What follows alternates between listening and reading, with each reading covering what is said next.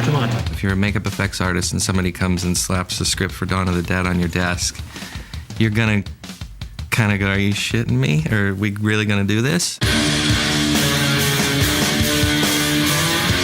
After I read that and got through the initial shock, I had a meeting with Zack Snyder, and he pretty much by himself acted out the whole script. Action! So I saw his whole take on everything, and it was given a 4-week window to create my test makeups, and we'd shoot them here in LA, and then we'd be off to start pre-production in Canada, and then 2 months later start shooting. They really wanted my vision realized through their makeup, and I feel like they also added to it and like went vastly beyond what I thought was possible. And my whole approach to the actual look of the zombies was making anything up. Day in and day out, we just based everything on reality. So we built up reference images of real victims and real time-lapse of decomposition. And it made a lot of us pretty sick occasionally. But if you continue to do it every day, you become desensitized to it, and it became just another canvas, just another palette, just another set of colors. Where in fact, even now, it's been 6 months, I look back on that and kind of go, ugh.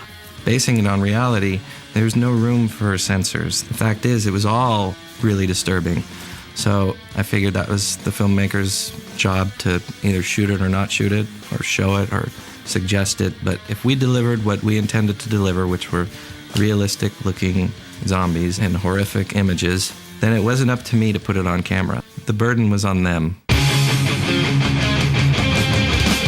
My particular take on the actual look of the zombies was going to be broken down into 3 stages, and the first stage was the first act of the film, and the second stage is the second act, and the third final look of the zombies completes the film.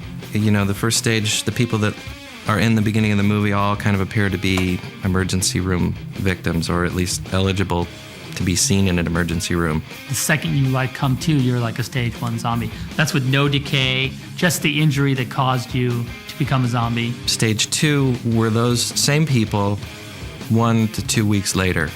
So all the color has come out of them, all the wounds have dried up and darkened, and all the blood and mess that happened when they were killed is now all dried up and flaky and black. Stage 3 zombie is basically everything is just falling off of them. They have bits hanging off, and they're rotten, and they smell bad. They're just gross. Their skin is drawn tight all around their facial features, and you accentuate those by adding appliances and getting certain high points in their face to really pop out. To do a stage 3 makeup based on our designs, it was a very complicated, usually over 2 hours, sometimes up to 4 hour long makeup with appliances and all these various applications on the skin. This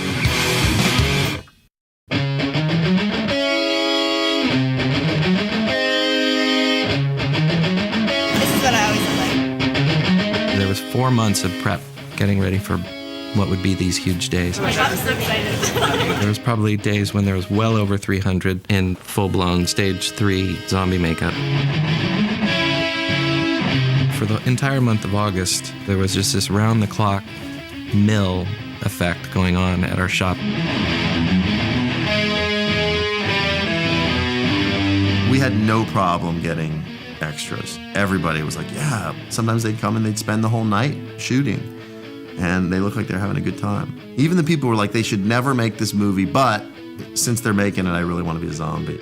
We were painting people up and creating a factory where, you know, on a constant basis, we had to have zombies ready. Just the volume alone is just, it's insane. But they were able to do that, and then also they were able to, when needed, get the detail of the individual zombies to be like, you know, spot on and awesome. We had the zombie makeup room, we had the zombie makeup tent, and then we had the trailer trash zombies coming from our trailer camp. There was a crew of anywhere from 7 to 10 makeup artists who had 2 to 4 hours to complete what was called hero makeups. And the trailer zombies were complete with prosthetics and teeth and sometimes lenses. And then the makeup room zombies were paint job makeups only, with no appliances. And at any given point, you could have up to 20 makeup artists and 10 hairstylists in that room, processing extras to the tune of about 2 an hour. So we've got a lot of makeup artists coming in, and they don't have to bring anything. They just get their zombie kit. It's got their zombie palette in it, and all the colors are predetermined, and we give a little pep talk on what we want to emphasize that night, and then they come in and do it. It takes a lot of the guesswork out of it. We'd give them photographic references and say, you know, within these guidelines, within this face right here, go to town. So no bite here. He's had that traditionally.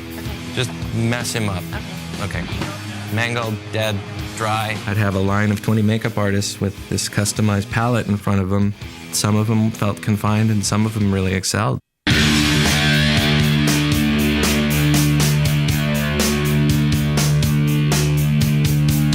The tents were where we would hand out the masks. There was 60 pullover masks, and there was close to 80 Halloween-type face masks that were all one-of-a-kind creations that we made in the shop.